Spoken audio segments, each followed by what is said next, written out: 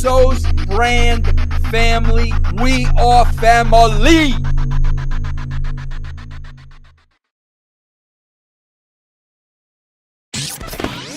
Hello everyone, just coming on to here now. After all, and this is the WrestleMania 34 review show. I can't even say it. Review show.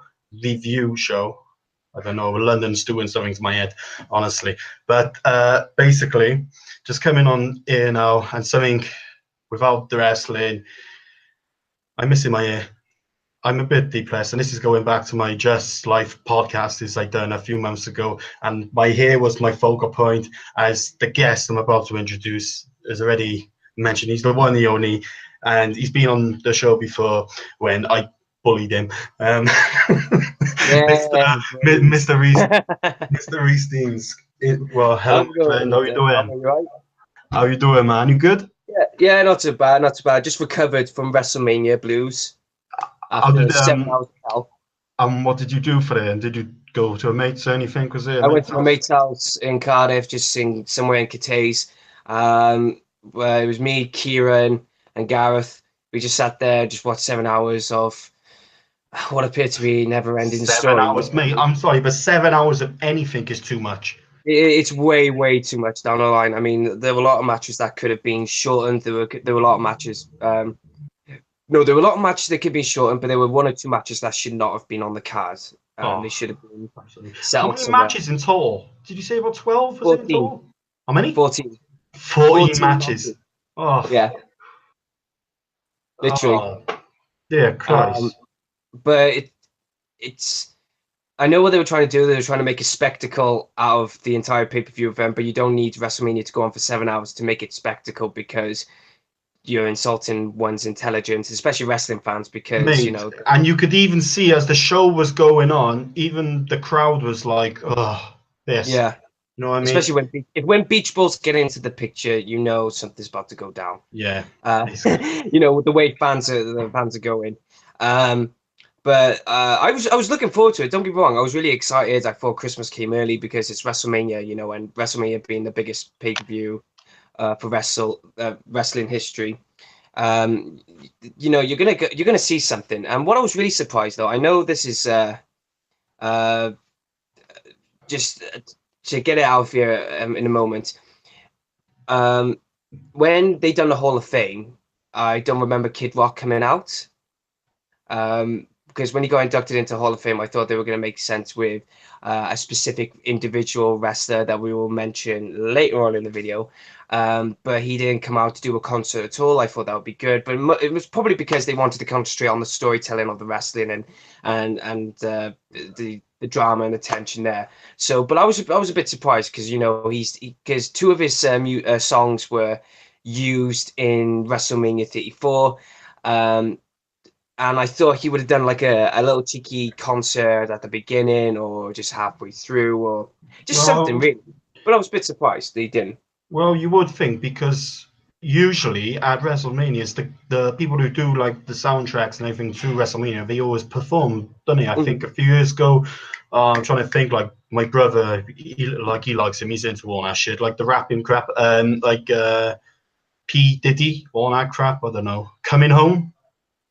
Is it P. Diddy or Puff Daddy? I don't know. I Mate, don't know. I don't like me, that man, and people know me. I like my old stuff and I remember when Living Colour. Remember when Living Colour done Cult of Personality for CM Punk when he went up against The Undertaker at WrestleMania. Yeah. And like you notice, this year I don't think any wrestler had a live entrance played out, was it? No, because most of the, apart from Ronda, that I can only think of, they're all done by WWE's own personal musicians, and I can't pronounce it as CF $O or something like that. Yeah, because it was quite a few months back now, but Jim Johnston got released, the guy who done the music. Yeah, he got fucked over badly, and if he doesn't go into the Hall of Fame anytime in the future. He won't. He should be. He should be 100%, but he ain't going to, is he? I won't say it's like this particular wrestler, but it's like going hard, you know. Yeah. You know what I mean? Like say Use Jim them. Jim Johnston, man, he's responsible for some of like the greatest music, which goes with like a Triple H, like it goes with the characters, like boom. Yeah. Because if you ever watch Beyond the Mat, just very quickly before we go on to WrestleMania 34, have you watched Beyond the Mat, a documentary Is that about? it? Ain't the Bret Hart one, is it? No, that's Wrestling with Shadows. I got it down there. But I don't want to go off Oh, camera, you know. No, Beyond the Mat is it's a very famous wrestling documentary, and it follows Jake the Snake Roberts, Mick Foley, a few other two independent wrestlers who are trying to break it into the WWF. I think I know what you mean. It's the one with Terry Funk a lot as well. Yeah, Terry, that's it. That's it. But they had this little sketch, little scene where Jim Johnston's been interviewed, and he's talking about Vader and how he came up with Vader's music. It's like he walks like a big tough guy, so it's like dun dun dun dun, you know. And I was thinking, oh, that's really good, you know. And they were talking about how WWF is incorporating into brand selling and merchandise, advertising. You know, they were going into the whole shebang, really. But yeah, I thought that was good. So watch it, mate. Beyond the Mat, it's really good. Yeah, I think I have in Very the past. I'll have to rewind my memory of it, like, Yeah. and maybe a future review show, maybe. Yeah. Well, I want to do 4 wrestling film reviews with you, so it would be good, and hopefully I could do the hosting as well. Yeah, of course, man. Yeah. So yeah, let's get down to it. WrestleMania 34. Let's start off with the pre-show. The pre-show. Yeah. So 3 matches on the cards. 2 of them are the Battle Royals, and 1 was the Cruiserweight Championship. So we'll start off with the Andre the Giant Memorial Battle Royal.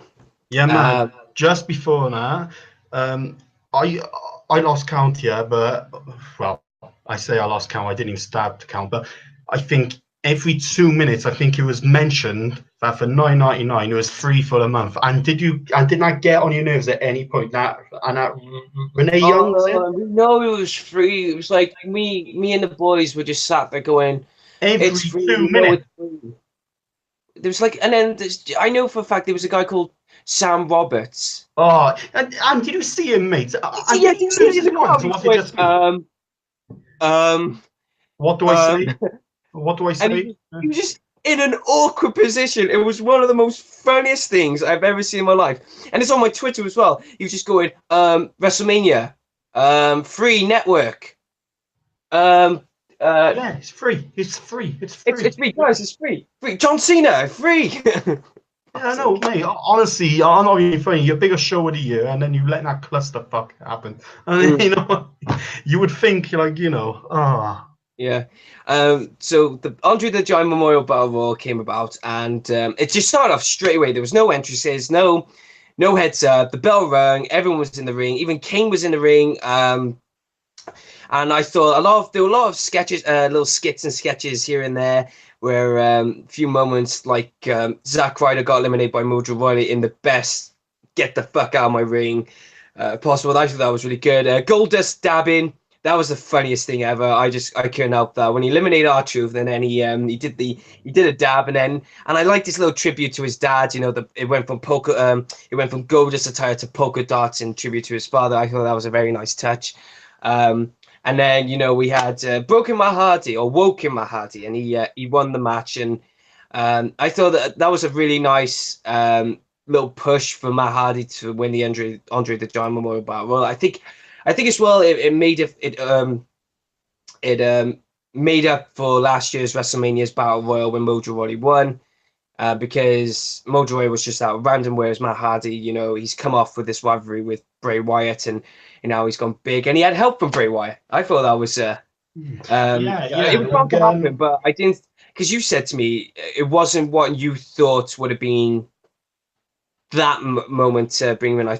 What did you say about? I said basically I would have had Hardy just go over clean, and then just to make it a bit more interesting, that like the lights go out, Bray comes out or just appears in the ring, then they're face to face, then they hug. You know what I mean? And then they're together. Instead of him coming out and then like helping Hardy, even though he got kicked in the face by Corbin, was Yeah. it? And dropped. I thought the timing was a bit wrong for that. Like, I would have just made it a bit more thing instead at the end of the match they're just Make there it and more then they just big. hug straight away. Yeah, you know what I mean? I just think create a bit more suspense around the Yeah. audience. Like, you know, oh God, so what's so you know, it's the end of the Yeah. match. You just come out, so what's going to happen now? You know what I mean?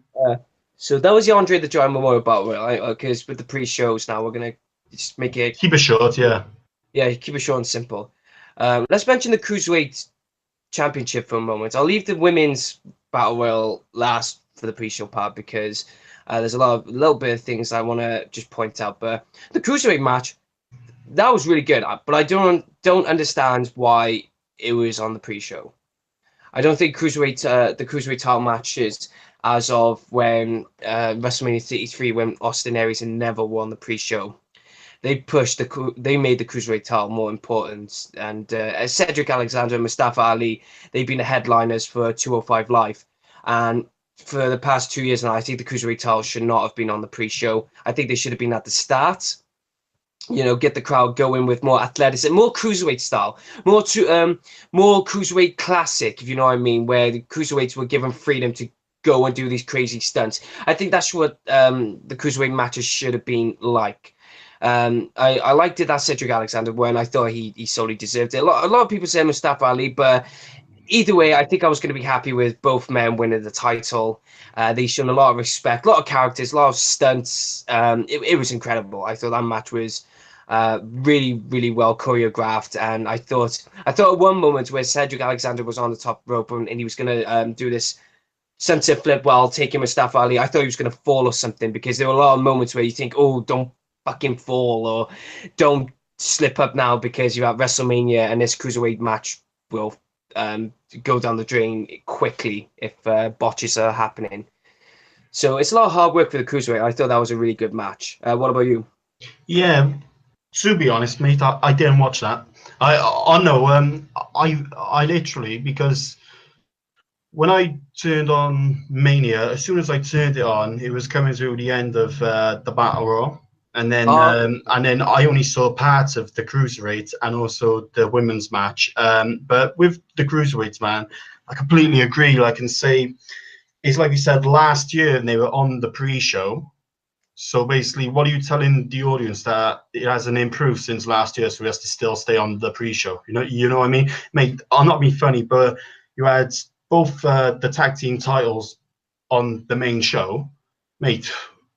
I know, like, you might be making one look bad if you put one of them on the pre-show and then one on the main show, but then again, it's like you said, what they have Strowman as, you know, he was the two tag titles until last night. Oh well, him and your boy Nicholas, like. Yeah, my boy Nicholas. Oh, fucking hell. But you know, like, and you know what I mean. It's like basically you're basically telling the audience that 205 Live, like the cruiserweight championship, hasn't improved at all, No. mate. I and it has. You know, it's like you said, Yeah, like it has, mate. Because yeah, that's which I saw of this match, man. It was, you know, it's what cruiserweights is like, you know what I mean? It was, you know, it was quick, it was brilliant, like, you know what I mean? And I really enjoyed it. I did. I can't really go into it much like the cruiserweights now because it's not really the thing I focus on much. yeah. I completely agree. I think, you know, you want to sell it to your audience and make it more of a mainstay, put it on the main show. And like you said, just to open up the show, just get the crowd a little bit hyped. You know what I mean? Yeah. I know they achieved it with the triple threat match, like, because that was brilliant. But yeah, I completely agree. It should have been on the main show. And Yeah. honest to God, is it the first Mania they've ever had like three matches on the pre-show, or do they usually do three? I think they've had I think they had 3 pre-shows before. I can't really remember. I can't think But it's like back. you said, man, it was just ultimately the whole show, there was too many matches. Yeah, it was too many matches, and I can't think that far back. So yeah, the Cruiserweight Championship was a good way of starting the pre-show, or just starting at the. But it should have been the first match on the card, the main card. Now, just moving on now to the women's battle royal. I didn't enjoy it. there were a few things I thought there a lot of tributes to NXT, but there's some of the main wrestlers there that you know, had a few stints, but there was like this female wrestler with a longish hair. She was whipping everyone with it. I'm thinking, oh, the whole women's battle royal. I did not enjoy it. I wasn't at all invested in. And no offense if I sound a bit sexist here. I really couldn't give a shit. Mate, and But this is the TVH show. Say whatever you want. Say whatever you want. no, the trophy looked. This is your platform. Come on. No, the trophy looked like a woman's vagina or something like that. That's what it looked like. I thought, and that's not me being clear in mind. That's what a few people said. They said it looks so wrong, but oh well. The winner, Emma, what's her name? Oh, who was the winner? Reese, and did you just say you don't like a woman's vagina? What? Oh, what? Reese? Yeah. Reese, are you coming out on live on air? Nah, I'm only kidding, man. I'm not, man. But I tell you now, like this battle. I like what WWE were pushing a lot of the women's revolution. It's a revolution, brother. It's a revolution. With a trophy of women's vagina. Aye. No, but they could have, I think instead of having Fabulous Moolah, to give memorial to her because of her past and everything, they should have gone with Wendy Richard or Trish Stratus or Lita or anyone like that. Not just a simple trophy. I thought it should have had meaning, you know, to be. It's like Andre the Giant. You know, that should have had meaning. Well, it does have meaning because it's commemorating one of the, I would say, quote unquote, best wrestling performance as a wrestler in the past. You know. Yeah. Like Women's Battle Royal. I thought it was too quick. I thought there was so much going on. And personally, for me, this battle royal, I found the majority of it so cringeworthy, is unbelievable. I can say, even at the start, I think like for like the first 3 or 4 minutes of the Rumble, and they were just singling out girls and putting them in the middle, and they're beating up. Is that right? Yeah. Single out girls, just like, I thought, no. I was like, seriously, just you know. Yeah, it's so stupid. Just get on with it. I can't remember who won that. Her face is right in front of me, but I don't. It was. Oh, we're gonna be Naomi. here for a while. Huh? Naomi won. Yeah, June won that. I keep forgetting. I keep saying Emma, but I keep thinking of Emma who left WWE. But Naomi shouldn't have won that. I thought her push as a wrestler is just gone way out of hand. I think either Sasha Banks, Bayley, or there was another one. Becky Lynch should have got the win. Especially Becky Lynch, I thought she should have been given a good push, but she got eliminated halfway through. So as a whole, the women's battle royal, I just thought it wasn't as good as it should have probably been. Man, I tell you another cringeworthy thing now, yeah, and some people may notice this now, yeah, but Nakamela, the one with the briefcase. Yeah. Literally, mate, I'm not being funny, but have you noticed every time she's teased to cash it in and that, mate, she's always brought down a referee with her? Yeah? Yeah.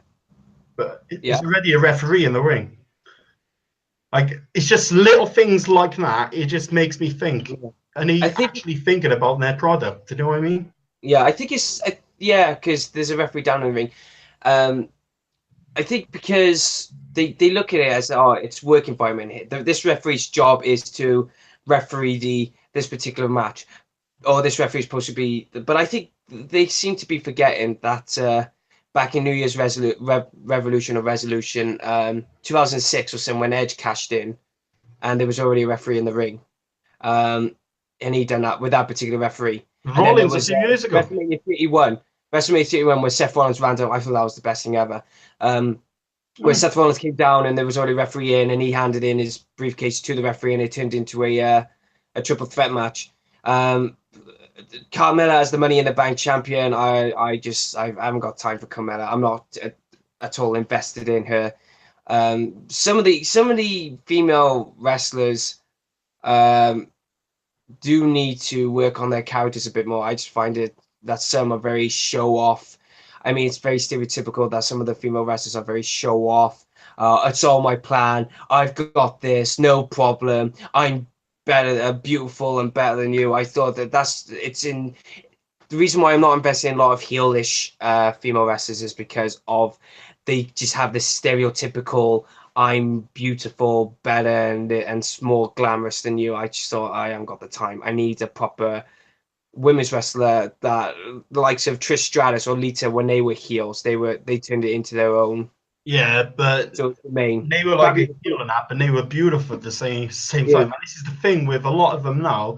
They just think like to get over. Oh yeah, I need big tits. I know. Like, and you know what I mean is basically, if you go back to like Elite or Trish Stratus and that, like you never once seen them on camera like flaunting about how beautiful they were, even though they were fucking out of this world. Like, but you know what I mean? Like now with like a not like the Bellas, whom am I thinking of? Some of the ones in like this match, like a Dana Brooke, Mandy Rose, and I'll say it now, Reese. Absolution or something like that. Yeah, mate, I'll tell you, I'm in love with Mandy Rose. I am like, but but like you got like some of these like Liv Morgan, and I like, and say, to be honest, the only one in that Rumble who I actually like is Mickie James. You know what I mean? As a wrestler, mate, she can sell. Man, she's really good at selling, mate. If you look at her, like, and she's the only one who can do a punch and everything, like, realistically. Yeah, I think, I mean, no offense to the women's division, anything like that, because I will be praising this one particular women's match that happened later on in the card. But I think some of the women do need to improve because sometimes they're a bit slow. I don't know. I don't know where the problem. There is a problem, but whatever the problem is, it just needs to be sorted out. That's all I have to say on that one. I mean, because there's some of the women wrestlers I just don't think that have the potential and hype. I mean, they got to be up to Sasha Banks, Bayley, Becky Lynch, Charlotte, Asuka standards, if you know what I mean, because they're the type of those are the women wrestlers that I'm totally invested in because they literally do go out there and try to do stuff that are out of their depth and everything. So I that's why I thought about that's what I think about the women's revolution. I'm not slamming it or anything like that. I just think they just need to improve. That's all I need to say, because I mean I've tried saying that to a few people, and I had one woman coming up to me and saying, "Oh, you can't be fair just because you're this, you're that." And I'm thinking, and this is why I said no. Here's the thing: if you were criticizing the men, I wouldn't care. I would either we learn to agree or disagree. But what I'm trying to say about the women's division, right? If they want to be up there on the equal spot, right, they need to put effort in. I'm not saying they're not. It's just what I'm seeing is not good. It's shit. It is. I mean, the best match I've seen for in a while was from the women's matches, and this was going back 2 years ago. Was WrestleMania 32. It was the triple threat match with Charlotte, Becky Lynch, and Sasha Banks. You know, and the best women's wrestling is happening in NXT. So where's the problem now? It was probably Vince McMahon, but I mean, you know, there comes a time where you just got to learn to take the risks. So that's all I can say about the women's battle royal. It wasn't as good. I didn't enjoy it. There we go. Yeah, mate. Like, you know, and just for like the final list now, yeah, it was basically that. Oh, hold on a second, mate. So it's it was a podcast. Right. Well, here we go. So, ladies and gentlemen, TVH had Yo, man, and this is the Bristol fucking lad. Hold on, Ollie, mate, and say hello. All right, mate. Oh, it's happening, mate. How's it going? Yeah, not too bad, mate. You? Yeah, not too bad, man. Not too bad. Sorry, man, he's ruined this fucking podcast. All right. Yo, man, he left his phone in my room. What a tit. Never.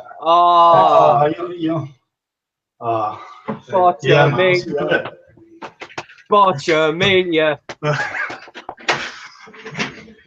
Oh, Christ. Yo, mate, I'm not even going to edit this. I don't care. Fuck it. It's genuine. It's real because it's funny as well. But let's move on then. Yeah, down to proper business. Triple threat match. IC match. I enjoyed it.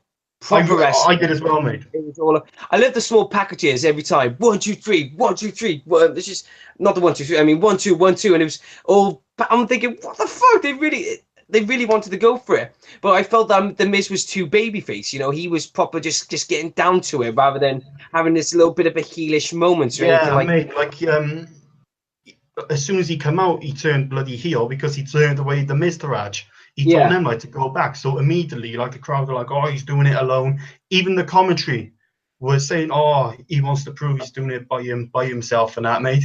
You know, and then the only way to get that back, to be honest, was later on in the match to bring out the Mr. Raj. But no, I think he's turning face now, isn't he? Yeah. I'd like to see the Miz turn face, but he's too damn good of a heel. Yeah, mate. I'm putting it out here now. I'm literally going to put this out here now. He's a better heel than Kevin Owens, by far. 100%. Yeah. Damn better. He's just a dick. He plays a good dick. But here's the thing. It's the saying goes. If you could play a good villain, you're going to be a nice guy in real life. And I've heard that so much that the Miz is a genuine nice guy. He's like, oh yeah. And he just says it as it is. And I just loved his performance as a wrestler. And we all know for a fact, because with Daniel Bryan out of the restriction zone, back into wrestling, we're going to see a Miz versus Daniel Bryan down the line soon. Absolutely. I can guarantee it. And so the Intercontinental title match, I thought it was a very good IC match in a few weeks or a couple of months. I thought it gave... I'm thanking the Miz for actually making the Intercontinental title mean something again, because now with that triple threat, it's given the Intercontinental title a more reason to fight for, if you know what I mean. Because I thought whoever came up with saying, "Oh, let's just give it to Miz and see how he does," well, how he does with the belt. I thought it was a good idea because now it gives a meaning to the belt. But I think Miz doesn't need to go after the Intercontinental title no more. No, That's mate. I think no, go on. I'll say Yeah, mate. Everything you said then, I couldn't say anything else. I think, but literally, with Rollins winning the thing after it was a curb stop, wasn't it, onto Balor's back, I believe. Yeah. And to be honest, I think they've done that now because it makes him a Grand Slam champion. He's won all the belts. I think has Ambrose done that? I think he has. Dean Ambrose has done it. Roman Reigns has done it. So that's like I think they wanted to give all the Shield, like the Grand Slam champion. I'm trying to think. Stone Cold's done it. Stone Cold done it? I think he's done it. I'll have to look on Stone Cold. John Cena has not done it. No, he's IC champion. He's never been, hasn't he? He's never been an IC champion. Ooh. He's never been in that card, has he? Well, yeah. So with the United States belt, but he was on the high mid card, they call it, but he in all fairness, when he had a run in with the US title, doing challenges and that, I thought it was good because he was pushing a lot of young blood talent. But with the Intercontinental title, I think just going back on what I was going to say, I think now with the Grand Slam for Seth Rollins, it's brilliant for him because now I think he could go around with the Intercontinental title, and it's not just that. At the greatest Royal Rumble, they called it, fucking in Saudi Arabia as well. Is it in 2 weeks? Is it 2 weeks maybe? I don't know. 2 weeks, 27th of April. 2 weeks. Yeah. Well, I was going to say, so they're planning on having. Did you hear me? On having. Fuck's sake. It's a fatal 4-way ladder match for the Intercontinental title. It's Samoa Joe, Jeff Hardy, Finn Balor, and Seth Rollins, I think it is. I think so. I think it is. Or I think it's Samoa Joe's not in the title picture. I think it's Jeff Hardy, Miz, and Seth Rollins and Finn Balor. I'm going to have to look that up because I did see that. It was a fatal 4-way. I don't know. For some reason, I saw Samoa Joe's name. I'm thinking that's just a bit random. I mean, with Jeff Hardy in the picture, because before he got injured, he went for the belt. He was getting pushed for the Intercontinental title scene, but then he got injured. But it does make sense for him to come back into it, saying, "Oh, I didn't have that." Yeah, mate. To be honest, I'm the greatest Rumble event in Saudi Arabia. I wouldn't be surprised if the title does change hands because at one of them shows they usually do have like one change of the belt. Title chains. Yeah. Yeah. I don't think Brock. Just very quickly, when I say this now, I know we're going to mention Brock and Roman Reigns at the very end of the video, but I just want to say this very quickly. I don't think the Intercontinental title will change in Saudi. I don't think the Universal title will change in Saudi. I'm expecting like a tag team title. The Raw tag team titles are definitely going to be in someone else's hands, not Braun's though. Yeah. No pun intended. You know, if you know what I mean. Funny enough, speaking of Braun, just very quickly, I was actually. Even though I was wearing a dark shirt, a long sleeve shirt, underneath my t-shirt was Braun Strowman's a Braun Strowman t-shirt. You Mark. Fuck off. Hey, and Mark believes in kayfabe, right? I call him kayfabe fans. I never call him Marks. I'm thinking, oh, he's such a kayfabe fan. Because no, here's the thing. I do a video by just you reacting to fucking. What was it? Just go on the WWE comments page. It's such a fucking funny thing, right? It's like, oh, kayfabe fans cringe. It's just looking at the best comments. Roman will beat Brock. Don't you worry about that. I'm thinking, honest to God, mate, I see some of them, mate. I see it on Twitter. Yeah, so many times, like saying, especially after Mania. I'll look at the comments, yeah, and then you can actually see like a picture of, you know, if you go onto like the profile, mate, it's like a middle-aged bloke, yeah, saying, I think John Cena. I think John Cena's the greatest. I don't want John Cena. Yeah, like basically, mate, it's something like that, mate. And when you're reading it, that's how I imagine they are. Like they're typing it like, I still wear nappies at 50. You know what I mean? Or something like that. Yeah. I still. What was the best comments I ever seen before? Was it was the best but worst comments ever. It was something to do with John Cena and the Undertaker. He goes, if Undertaker accepts it, he'll lose in less than 5 minutes against John Cena. I just went, and I just looked back and I went, oh, 2 minutes and 46 seconds. Oh. Mate, but some of them, man, don't get me wrong. Don't get me wrong. I love this, you know, and that's, you know, wrestling is just like watching a film. Like you're suspending your disbelief for the storylines. Yeah, I accept that, but then to actually make to make a statement like that, you're like, you got to realize too yourself. Just enjoy it. I know have an opinion on it, but don't make yourself look like a tit. Like, you know what I mean? You're basically like. But that's what I mean. When you get these kayfabe fans, you know, this is how brilliant WWE can get. I'm not saying they do it all the time, but what they can get. So I'll use The Miz because, like I said, we're still talking about the triple threat match. The Miz as a heel, he's just literally finding the most realistic points and nitpicking just to say, I'm going to jab the fans at this. I'm going to keep poking you until you're going to get annoyed. And this is what he's going to do. If they're not going to be annoyed, Miz is just going to go, am I annoying you? Yeah?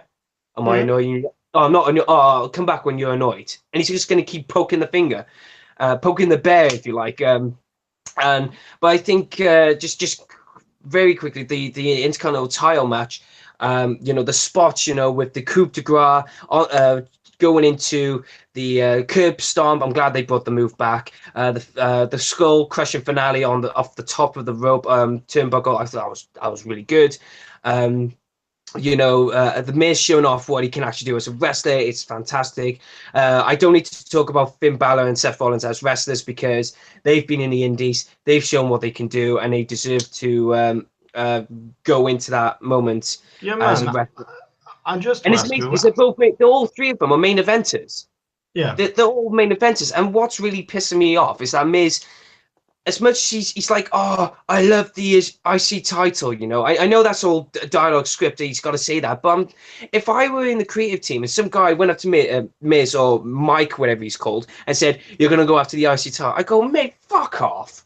Give him the fucking WWE title. Let him go to SmackDown. Fucking Ben AJ Styles, I fucking rape him and fucking pin him 1, 2, 3, and then he's the WWE title. I'm gonna get fucking done for that for saying rape AJ Styles. Fuck's sake. Shut up, man. This is your platform, and like I said, this is the problem. This is not me, damn it. And we say whatever we want. Literally 1, 2, 3.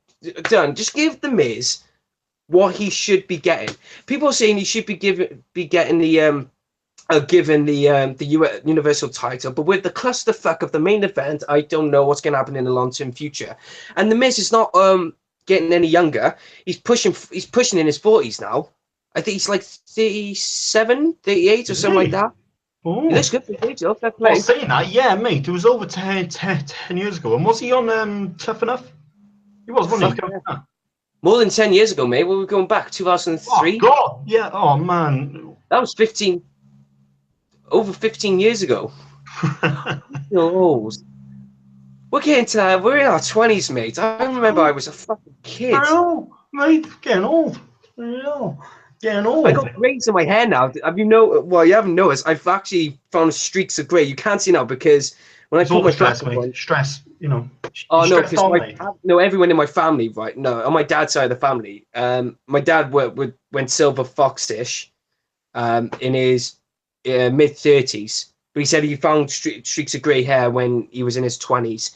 My auntie, she's 27. She's just gone full silver fox. So, oh well. But Your man, you're going to have a grey beard soon. You're going to have a grey beard. I wouldn't mind that. Grey beard. I'd be like... A grey beard? Really? Yeah. No, silver greyish beard, if you know what I mean, because... Yeah, well, as long as it's not a ginger one, mate. You know. Ginger one, man. Fucking beautiful, this is doing me... Young man, but you see, the thing is, yeah, I have to keep a beard with short hair. Well, with long hair, I can get rid of the beard, but now I have to wait for my hair to grow back. So by the time my hair comes back, you look like the biggest Daniel Bryan ever. Like, my God. Daniel Bryan. Yeah. Yo, man, I tell you now, mate. Like, you be goat. You be goat. Mate, you're still goat in Barry, so. Oh, no, I don't know, man. Like the greatest in Morrison's, yeah. Behind the pitch, loving life. In the fish section, get your salmon right here. £5 a kilo. Oh, man. There you go. But yeah, man. Just so to finish up on the IC. How'd you rate the IC title match? Are we going in grades of like A, B, C, D? I put down there like little. I don't know if you can see it, little dashes. Yeah, we can give them a rating. I'll give it 8 out of 10. I could go with that. An 8 out of 10. I go 8 out of 10. It's just I thought that like you said, and with them with Miz going more towards a heel, while going more towards a face, I would have liked him more as a heelish match. Rather than just going full out wrestling where that's what a normal babyface does. But at the same time, there's a lot of heel wrestlers that do go into proper wrestling, so I can't really say they should have done that. Something which would have interested me more as well is if maybe Balor come out as the demon, maybe. That's why I'm going to give it an 8 out of 10. Not just because Miz should have been more heelish. I think Balor should have come out as the demon. Because it's WrestleMania, it should have been a bit. He's not going to have a bigger event to do it in, is he? So yeah, I think that should have been good. But at the same time, I think that those are the two things that will just keep me away from giving it a 10 out of 10. So as an 8 out of 10, I think that's just generous enough to give him as an opening as well for the Intercontinental title. At least it's not on the pre-show, because I remember when WrestleMania 33, when Baron Corbin and Dean Ambrose were on the pre-show for the Intercontinental title. So having the Intercontinental title open up the show with that, I thought that was an 8 out of 10 good match. Definitely 8 out of 10. Yeah. So Asuka versus Charlotte. Now, I gotta speak about this one. This is the reason why I was sorry, man. The sunlight fucking doing my head in. Like it's all yours. Yeah, take it. Here's the thing, right? I know me and you had. Oh, here we go. Cans going all over the place now.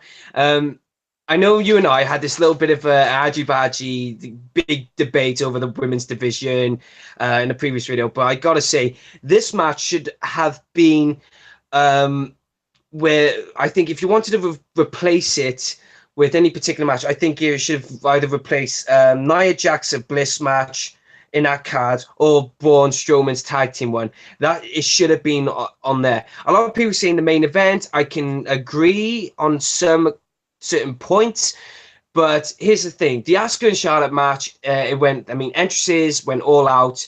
The wrestling,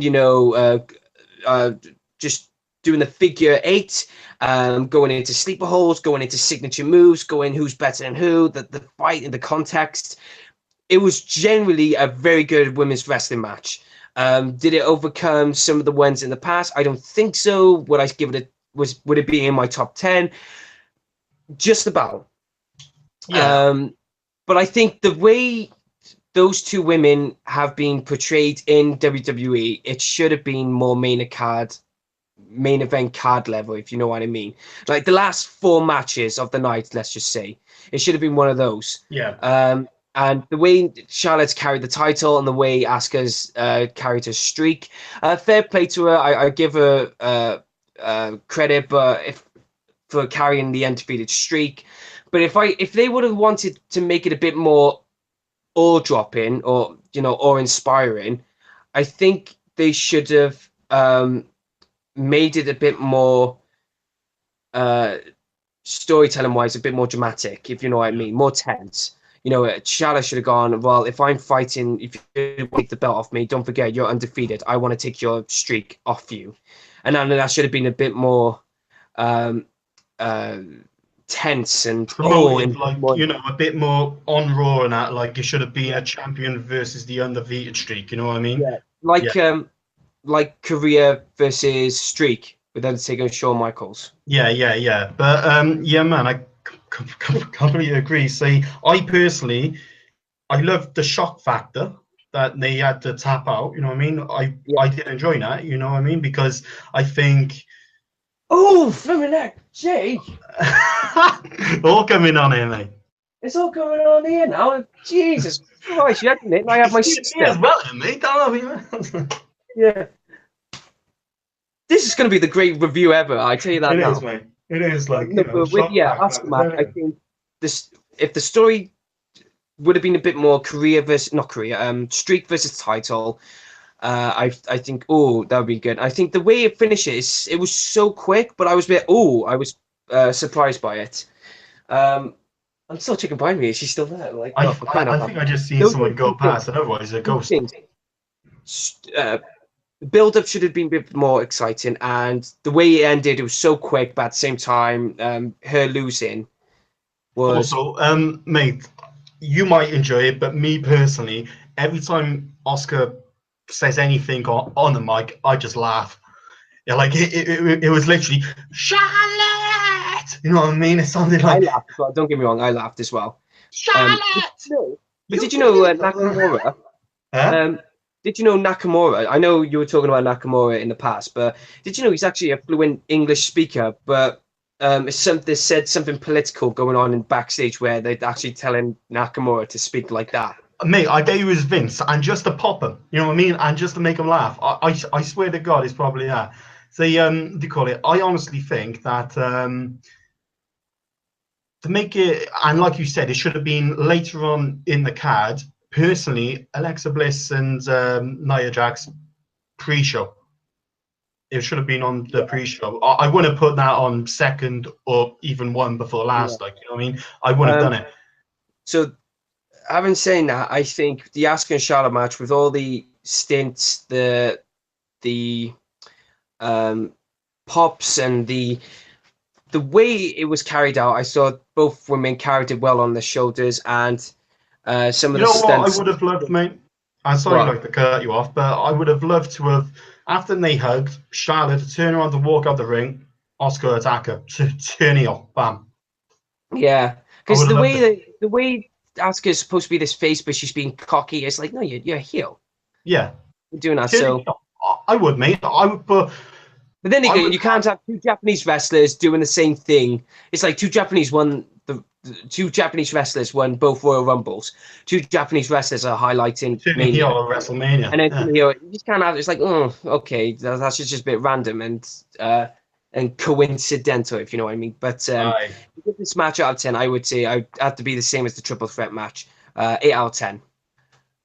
There were a few moments where it was a bit. I would just go a bit low. I would say 7.5. 7.5, is it? 7.5. I would go for. Fair enough. That's fine.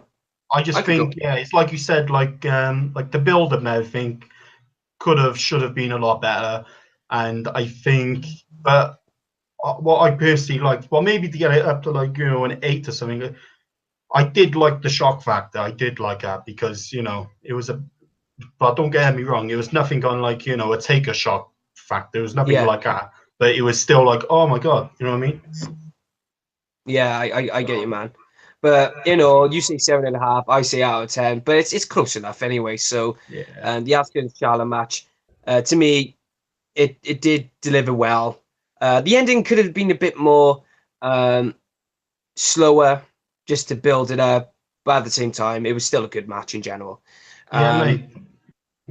Sorry, man. No, it's right. I was just going to move on to the US title match instead. Yeah. So we move on to the main card was the opening 2 matches of the main card, the IC title and the women's SmackDown women's one. I just thought they were both really good. And they were really good. And don't get me wrong, the United States with Jinder, Rusev, Orton, and Bobby Roode. Bobby Roode, I know, is our friend Jesse Case's favorite wrestler in the world. He loves all the glorious. I haven't seen the video yet. Have you seen it? Oh. I haven't seen it yet because we make a few references, mate. Don't worry. All I see was the money. It's the money. Money. That is money. I was dying when he said that, mate. Oh, but basically, mate, yeah.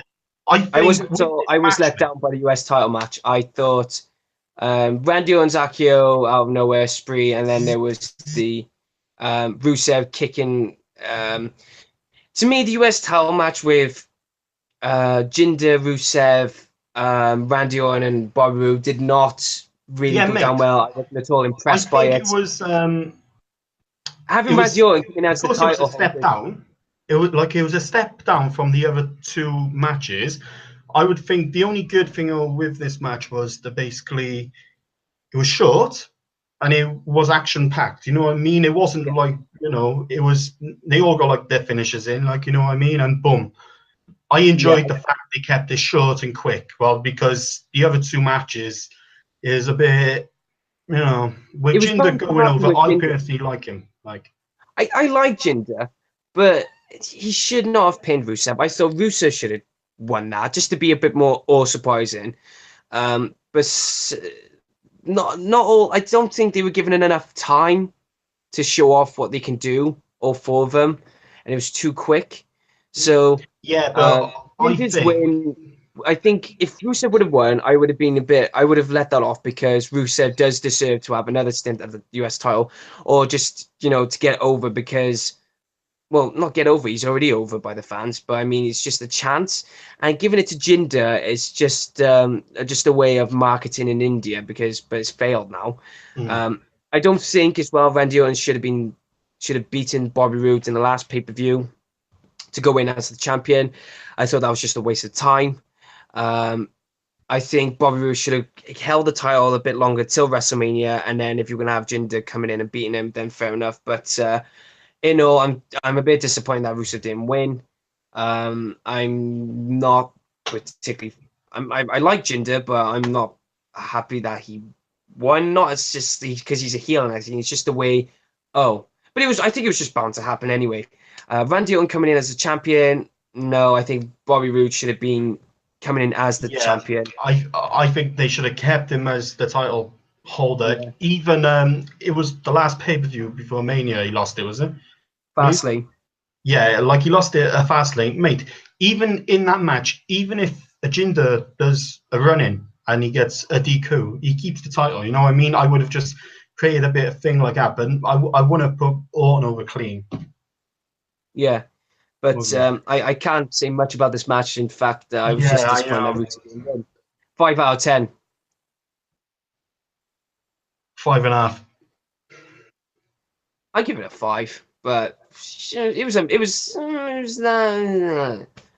more lows than highs. It was, you know what I mean? It wasn't that dry. You know what I mean? It was dry, but it wasn't. Right. Moving on. Here we go. Domestic violent tag team match. Well, Ronda Rousey and Kurt Angle versus Triple H and Stephanie. I just fucking loved it. Mate, I'm sorry. My heart was pounding. I just thought the way Triple H was selling for Ronda Rousey, the way he was just getting beaten up, punched up, the way Kurt Angle put Stephanie in the ankle lock, I thought yes. Triple H pushing Ronda into steel steps, and then you had Triple H selling the best sell of an Irish whip ever. There was just the best. Kurt Angle just Irish whips into the corner and just goes flying out. I thought that was the best selling ever. Kurt Angle getting knocked down, and next you know, Ronda's just kicking the shit out of Ronda by doing an arm bar, doing neck breakers, you know, slamming bodies. Ronda Rousey really carried herself really well. I thought she was a brilliant performer in the ring. She was fantastic in the match. I thought she was the best highlight. I give this match a lot of praise as well. You okay there, Tom? Yeah, man. I wasn't sure if ladies and gentlemen, we have lost signal. Hold on. Man, I was looking at like the cameras and I didn't know if it stopped or not. Yeah, man, but I completely agree. But the first thing is, mate, I'm just wondering, one day will Triple H allow someone else to have a better entrance than him? Contact. Huh? Will anyone allow, like... Sorry? Why is Triple H always got to have the best entrance ever? Like WrestleMania, he always does it, man. Well, let's get the shovel out. Because it's Triple fucking H. Oh, mate, you know, I just every time his entrance at Mania, I always just think, okay, so this is the best we're gonna get tonight. I mean, that's all I think of. But like you said, man, with Ronda Rousey, I literally, man, I loved it. Like, can say, you know, it's like the way she was in the ring was brilliant for, like, you know, on that showcase for like the first time in front of an audience. Well, just put it out there. I'm giving it 10 out of 10. I'm literally giving it a 10. I enjoyed that match. I don't know about anyone else. I know a few people say, oh no, 8 out of 10, 9 out of 10.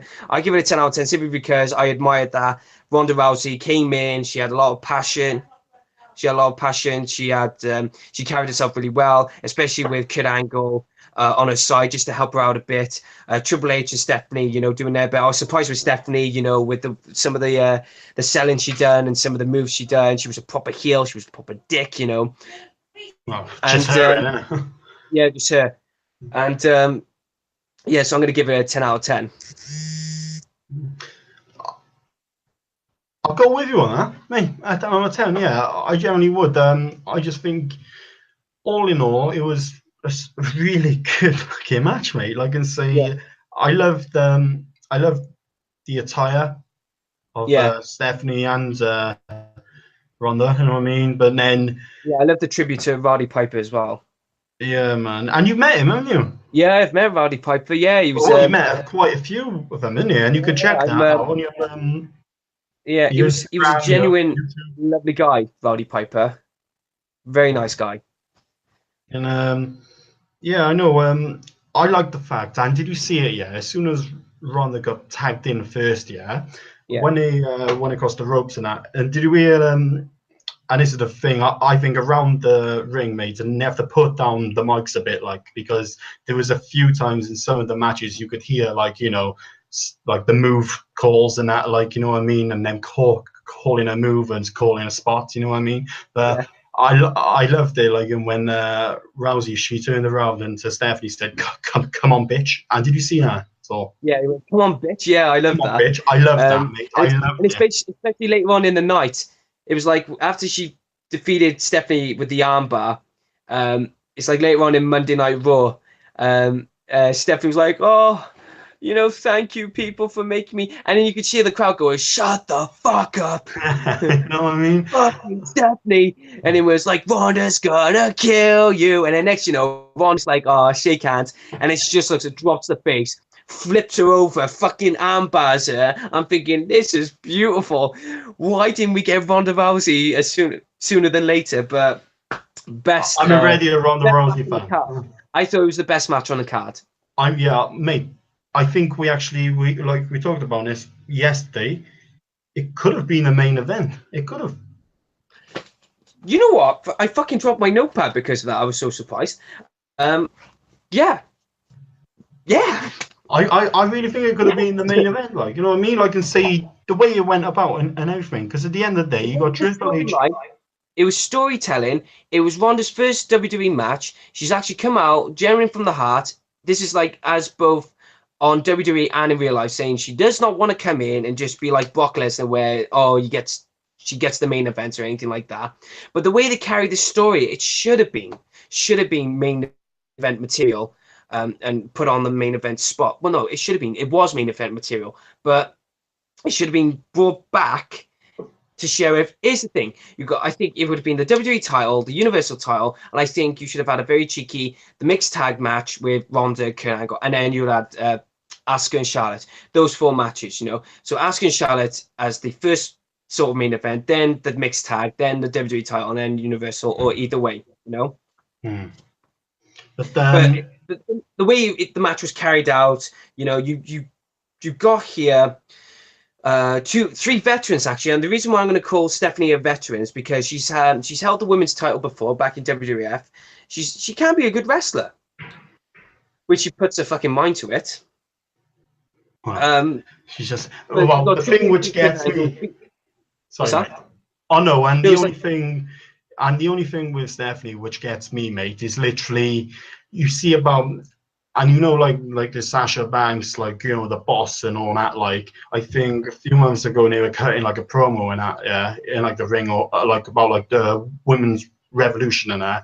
Yeah. And Stephanie would come out and say, "I'm the boss." So immediately, like, you're killing her fucking character in front of an entire audience. Like, you know what I mean? Yeah. I just loved it. She goes, "I started the women's revolution or the women's division." I'm like, "Fuck off, you didn't." You know what I mean, mate? She will never allow anyone else to get more over than her.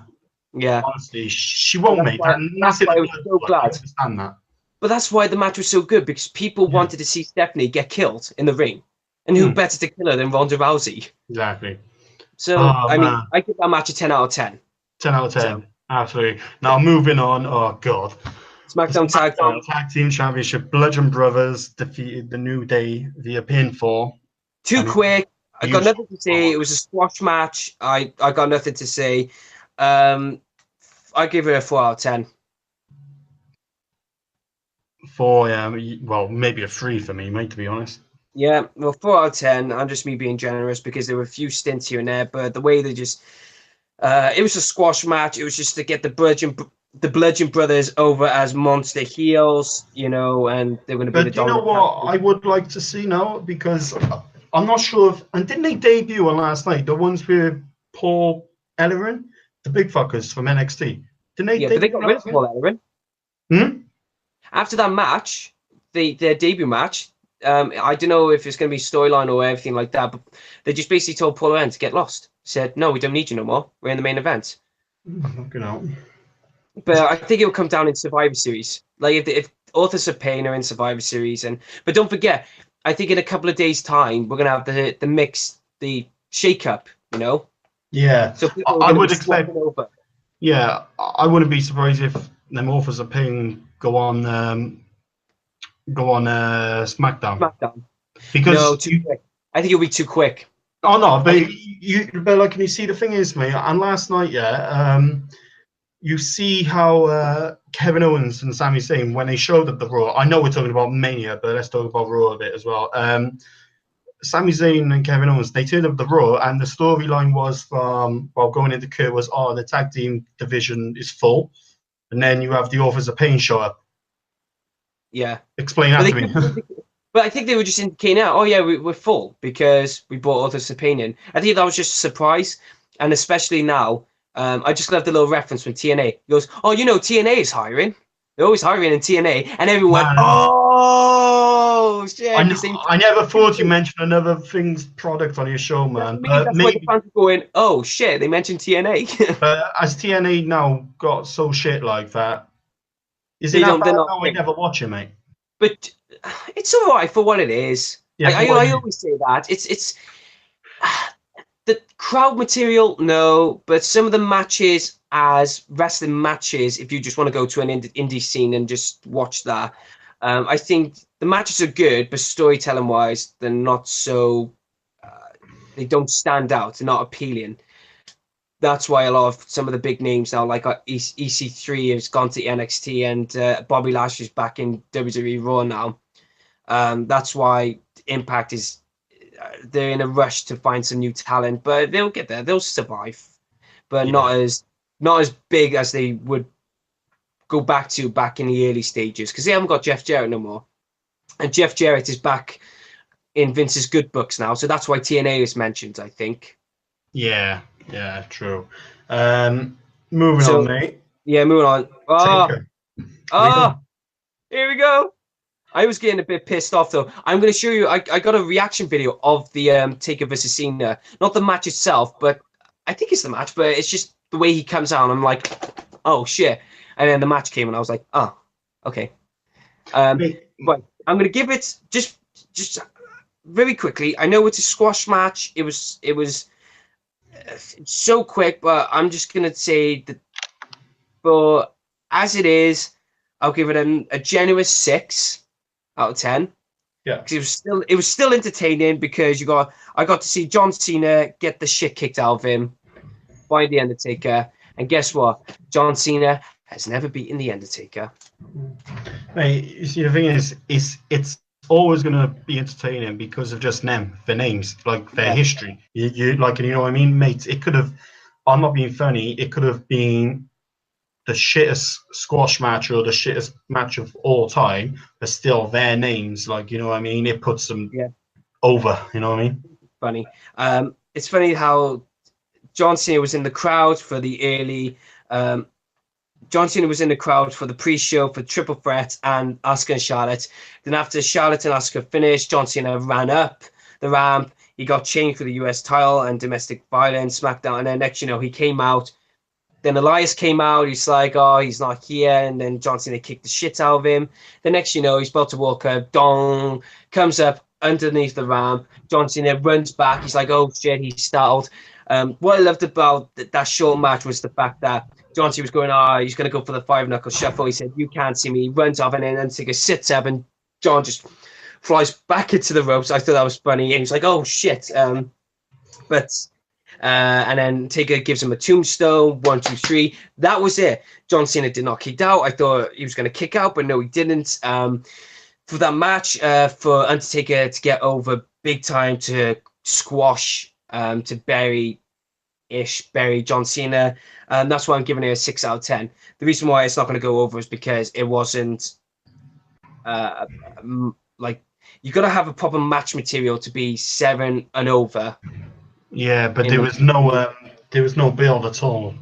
Well, that's why the building was only going from John Cena saying do something. I thought the Biker Taker was going to come out because of Kid Rock being in the Hall of Fame, and then there was like a little tease with the bikes going in for Triple H. Fuck you, Triple H. You shouldn't have had the Harleys. Undertaker should have. I mean, I remember I think I told you this, but I always dreamt of booking this where I'd have in the start where the Undertaker says no, not Undertaker, when John Cena was telling Undertaker to do something and he wouldn't. I would have loved to have seen when he was up against Kane. He beat Kane. He's saying, do something, Undertaker. Next, dong.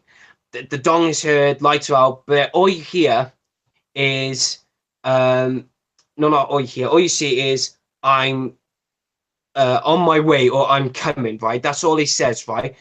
And then dong, lights go up. Cena's like, oh shit. And then the next week on Raw, just a week before the build up to WrestleMania, it happens again. I think then it would say, I'm on my way. But the lights, the Titantron goes black, everything's black, and all you see is a big flashing spotlight that represents the lights of a Harley. And then all you hear is the Harley going off. And that's what I thought would have been good for the introduction, the return of the Biker Undertaker. But I was glad to see Undertaker back. Yeah. Well, getting this, that's how I would have built it up. I would have made it a bit more, And even if he was the dead man, I would love to have seen him just gone on his Harley, ride off into the sunset. But it's just WWE with shit writers, isn't it? Oh, mate, it's just, it's like, they're getting paid to do this, like, and you know what I mean, and they're getting paid to write shit. You know what I mean? Yeah. And it makes me just wonder, like, how is it acceptable? Like, how are people not getting, like, fucking, well, losing their job over this? But I agree, mate. It'd be about a 6 out of 10 because I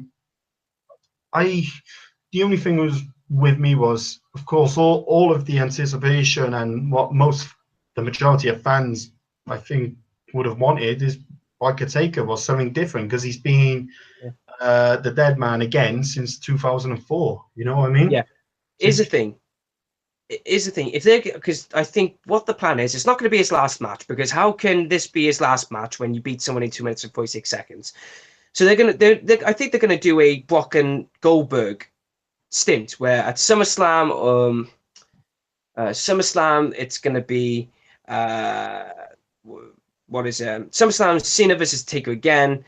Cena wins, and then at Survivor Series, it's Team Taker and Team Cena, and it'll come down to 2 men again, Cena and Taker beats Cena, and then that's it. Then Undertaker retires happily and goes back to his rocking chair in Texas somewhere with Michelle McCool. She's hot.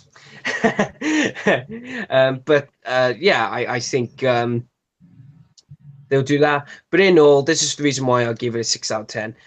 It was entertaining. It was surprising. Cena lost. Undertaker was back. And Elias was there just adding a bit of fun. That was it. That's why I give it a 6 out of 10. I personally, as much as, Undertaker's, my favorite wrestler of all time, he's probably yours as well. Yeah. After last year, I don't know, I wasn't buying it. Huh? It seemed pointless to have Undertaker and Roman Reigns main event in the Mania last year, because a few people going, what was the point? Yeah, because I thought the whole point of that match was that's his final one. You know what I mean? Yeah. And don't get me wrong, he may have had a good year with surgeries or whatever, but according to this man, he was coming straight off the back of hip surgery. Yeah. You know what I mean? Hip surgery, and that's why, the match, it fell flat, unless, you're a proper Taker marks, but you know what I mean, and it fell flat. 2 minutes 46 seconds, you know what I mean? But it just seemed like, I hope to God they don't just drop the ball now and that's it until next year, and then he faces Goldust or someone in the main event. Yeah. You know what I mean? I hope it doesn't go like that now, because for years and years and years, fans, all they wanted to see was Cena and Taker. Yeah. You know what I mean? It's I wouldn't put it on the same level as maybe a Taker and Sting done it, because I honestly think, mate, the creative team they got now, and they would still manage to fuck up Sting and Taker. And they would, mate, honestly, and they would fuck it up, because with Sting and Taker, mate, they done it with Wyatt and Taker. I know Wyatt, he done it all by himself, but imagine the chemistry, man, they could have done with that. Yeah. Oh, mate, honest to God, and all they got to look at is Kane and Taker. Well, look at the storytelling for that. And that's possibly some of the greatest storytelling in the history of WWE. Yeah, I think they would have done it storytelling wise. I think they would have done it a bit better if Sting and Taker were going to be in a rivalry. And this is going back to WrestleMania 29, because there were a lot of teasing about that. So they would have done something with Sting and Taker. I don't think it would have failed. I think they would have made it a big deal, because it was originally going to be Sting's first match with Undertaker. So it would have been just like Taker no, I'm not saying Triple H. What I mean is the potential it has, and they only get a tiny proportion of it. You know what I mean? No, but that's what I mean. It'll be like Sting and Triple H. I think given that time. So that's why I think now it just seems a bit draining, and there's just no point now. We've moved on. Especially, I don't want to move on from Undertaker, because he's just the best thing that's ever happened since sliced bread. We're gonna have to wait and see what happens later on in 2018 towards 2019. So let's just wait and see. All 6 out of 10 for me for Cena and Taker. For as it was, I enjoyed it. For me, I know a few people say 3 out of 10 or anything like that, but 6 out of 10 because I was entertained by that because I thought it was funny. So Daniel Bryan returns, New Orleans. Oh, it only seems fitting, and it was just beautiful to see Daniel Bryan back with Shane McMahon as his tag team partner against Kevin Owens and Sami Zayn. I felt that Daniel Bryan getting knocked out of the picture at the start I got a bit peed off with it because I thought they were going to go into that Roman Reigns gig when they done it at the Royal Rumble, where Roman Reigns gets to the table, he goes back, he sits out for a bit, and then he comes back. But no, I felt that it was good for storytelling purposes because bearing in mind he has come back from an injury that should have kept him retired. So, but when he came back and started fighting in the ring, showing all his moves and stunts and his pops and everything, it was great to see him do that again. And for him to make Sami Zayn tap out, I felt that should have been Kevin Owens rather than Sami Zayn. But Shane McMahon, he delivered well apart from his punches. Doing a coast to coast on Sami Zayn. That was really good. That was a good pop. I really enjoyed that. I can't really think of Kevin Owens because I felt he did less than all the other three opponents, the other three wrestlers. Sami Zayn did well. I thought he carried himself. In all, I don't know. I'm a bit conflicted with a 9 out of 10 or a 10 out of 10 with this one simply because I'm just glad. I was glad that Daniel Bryan came back. He still had that mentality, the momentum, the physique, and he still kept his moveset going, even though 1 or 2 were the cause of his injuries and his retirement in the first place. So, what do you think? I mean, not how do you rate it? I mean, give your reasons why, but personally, and like you said at the start, with Brian being hit out the ring, and I didn't like that. So basically, let's have it our fan would see it. A fan would be watching that and be like, okay, and so you're leaving an executive of the company go up against two wrestlers, so logically, the wrestlers are gonna kill him and that, what I mean. I know Shane, he comes back for his 1 match a year and that, like Undertaker, but you know what I mean. It's just I thought it was a bit shit at the start for them to have that, and plus I thought the predictability of the match, because we all knew that Sami Zayn and Owens were going to be going to Raw the next night and that, and even if you don't follow it much, and you could just tell they're never going to have Bryan come back and lose his match and that, which I didn't mind the predictability as much, but I personally wouldn't go near 9 out of 10 or 10 out of 10. I would have 8. I would personally, because I think 8 out of 10 I would. Okay. Or if I'm going on grades, I'll say a B grade, a B. Yeah. The B grade. I don't think it was. I think it was missing that little bit of oomph. You know what I mean? Yeah. Oh, fair enough then. Oh God. The only reason why I'm not going into so much detail with some of these matches because we got to go through every single one of them. Yeah. Because of 7 hours, you're going to fucking go into so much detail with 7 hours because we got to keep this under an hour, haven't we? Mate, we gone past an hour. Have we? Mate, we started this just after 3. Is it? Oh no, 3:30, wasn't it? 3:30? No, 3:30. But remember, he was 27 minutes on the call in, so you're probably waiting for. Oh, I didn't know that. Fuck. Shit. Mate, it's 10 to 5. 10 to 5. Is it? Fuck. We're gonna have to put this in parts, mate. Mate, honestly, I think we might have to. Yeah, we're gonna have to put this in parts. Shit. Well, this is the end of part 3. Let's see. But yeah, no, do that, man. Do that. You're gonna have to cut this bit out. Just go into. I think it should be okay, man. I think it should be okay. It might be able to. No, because when you send it to me on email, it's going to say Yeah. side. So you may have to put it in parts. Well, I have to put it in parts for my YouTube thing. I don't know about yours, but for me, if I'm going to put it on my YouTube channel, then I'm going to have to put mine in parts. Yeah. So wait a minute. 1, 2, 3, 4. 1, 2, 3, 4. Every 4 matches, just split it into those. So for part 1, 4 matches, if you know what I mean. If it doesn't work as a size thing, if you know what I mean. Nia Jax defeated Alexa Bliss. To be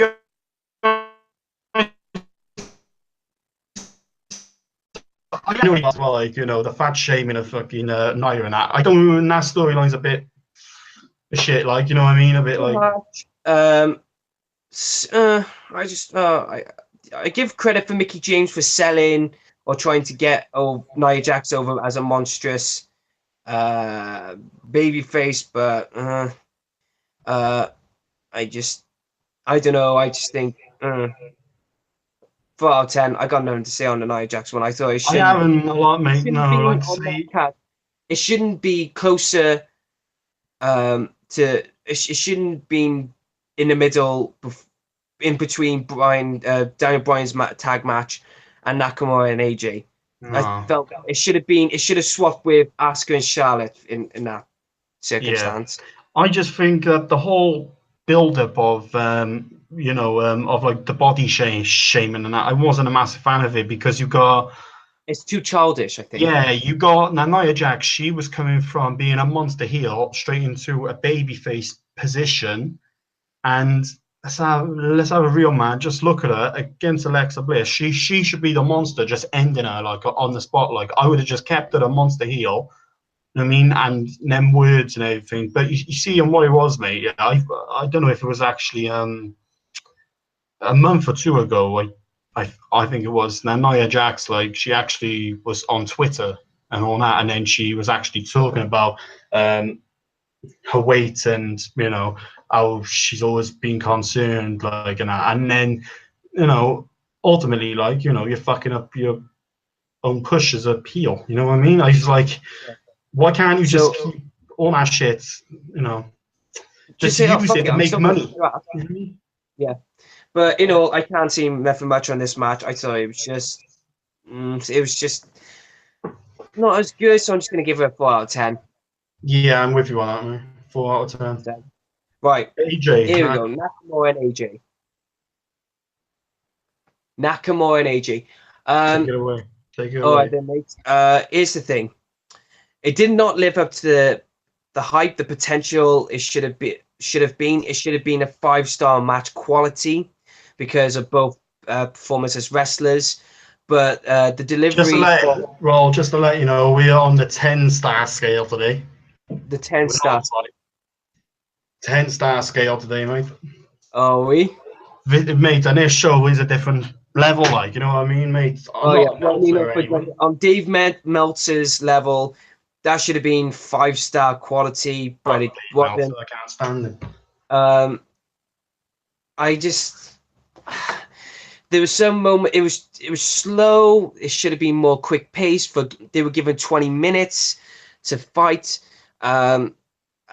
The best thing that AJ Styles was carrying himself well. He and Shinsuke Nakamura did a good job in a few bits and pieces here, but I just didn't think it lived up to the potential. It was just a shame. I think the best thing was that Nakamura turned heel. That was good. Yeah, loved it. Like, and say the best thing for him. You know what I mean? Because you got 2 baby faces who fought together in Japan, etc. And they had a babyface match showing a lot of respect for one another, which was good and that. But then for the heel turn, for him to give a low blow, and then he started to kick him afterwards, which added to it a bit, like, which I liked. You know what I mean? I thought it was a bit fucking vague. if you looked at the match, they did have like, you know, a few shoots in there where it was a bit. I know, like they're used to it, like, but for WWE, like, you know, it was a bit too much strong style on certain parts. You know what I mean? I'm not a massive fan of strong style, mate. I know you might be like, but I'm not. I'm more of like, you know, just keep it as a work and that. Like, but I thought it was a little bit of shooting, which wasn't my favorite thing in the world.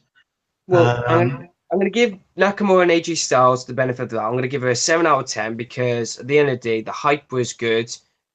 Some parts in the match where they counter each other's moves, you know, where one puts AJ Styles in a triangle chokehold and then into the shin lock, and there was some moves where I thought they were really good, but in all, I just felt that it was a letdown from their 5-star quality match back in Japan.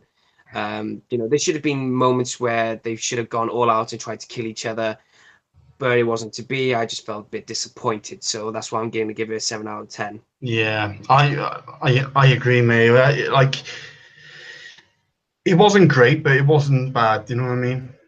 It was okay. Yeah. It was good. It was good. It was a good match. I'm not saying it was bad. Yeah. Of course not. But I'm not saying it was good, but I'm not saying it was the it's not best something match. which would make you think, oh, wow. You know what I mean? Yeah. But this match did, after Nakamura and AJ. Oh, you know, it's your boy, mate. Your boy. It's my boy Nicholas, man. It's my boy. Nickel fucking Lass. Mate, I'm jealous of his hair. Huh? I'm jealous of Nicholas's hair, mate. I can't believe he actually got into the ring. Did you see how it's like Braun hot tagged him? If you see my tweet, I'll probably like put it up soon. It's like hot fucking tag the kid. It's like Nickel fucking Lass. The best thing as well, I mean, some people find it as a joke. I thought it was a joke, but I thought it was a very good joke. At least now they didn't bury the Raw tag belts. They didn't bury Cesaro or Sheamus. You know, I think it was just a way of trying to say, I can have a kid on my side. He doesn't have to do much. I could just basically kick your asses just on my own. That's just Braun Strowman, who he is.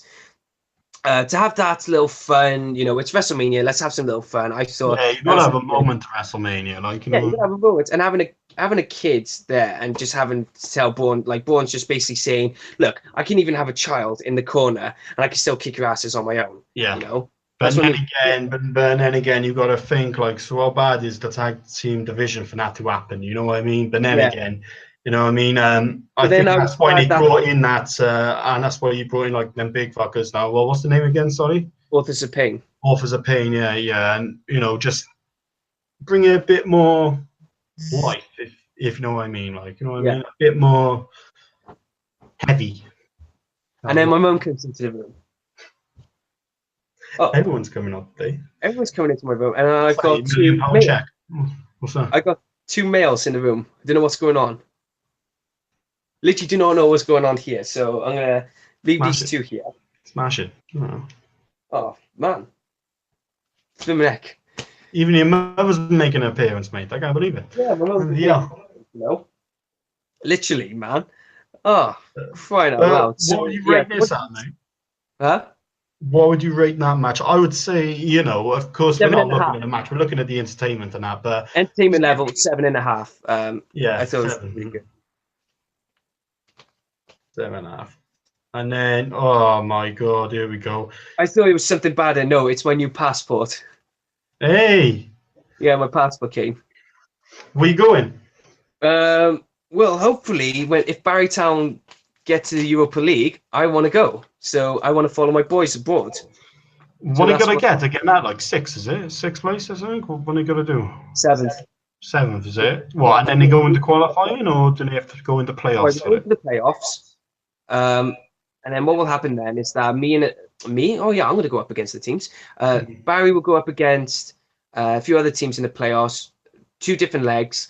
And if we win the playoffs, we go to the preliminary rounds of the Europa League. So that's what will happen. Nice. So I hope they do, man, because like you went up to Prasatin the other day and they called it off, didn't they? Yeah, 5-hour journey there, mate. And and don't they keep up the dates on like their tweets or anything, or what? Prasatin, or did they let you all know? Nope, they let us know on the day. I found out on the day as soon as I got there. 5 hours, mate. Yeah, literally. Ridiculous, isn't it? It's ridiculous, that. Oh man, what's going on here? Oh yeah, BBC. Oh, yeah? Trouble. Yeah, I was at the BBC a few weeks ago, and just a nice little announcement. They saw my YouTube channel, and they like me and you having this big debate, but now they want me to do these promos and video sketches in the BBC. So thank you, Mr. TVH. Who got there first? Who got there first? Yo, mate, if you like BBC, that's up to you, okay? And you've already said today, like, a woman's vagina is a bit ugly, but that's your preference in life, okay, mate? Yeah, I'm that's happy my for you. preference. That's me. That's I'll go your to preference, Let okay? me go promo now. Nicholas, I'll have Nicholas as my tag partner, okay? All right. We'll do a hot tag. Do a hot tag. Oh, hot fucking tag. Oh, Nicholas comes in. He's running wild. Mate. Man, to finish off, Lesnar Reigns. Shit. Lesnar beat him with 5-5. I'm just going to say now, it was a shoot. Yeah. None of them wanted to put over one another at all. And halfway through the match, Brock he had he elbowed him, he made him bleed, you know what I mean? Which was a shoot, and that was not a work. It was a shoot, he done it. It was one of the worst main events of WrestleMania. One of the top 5 worst main events.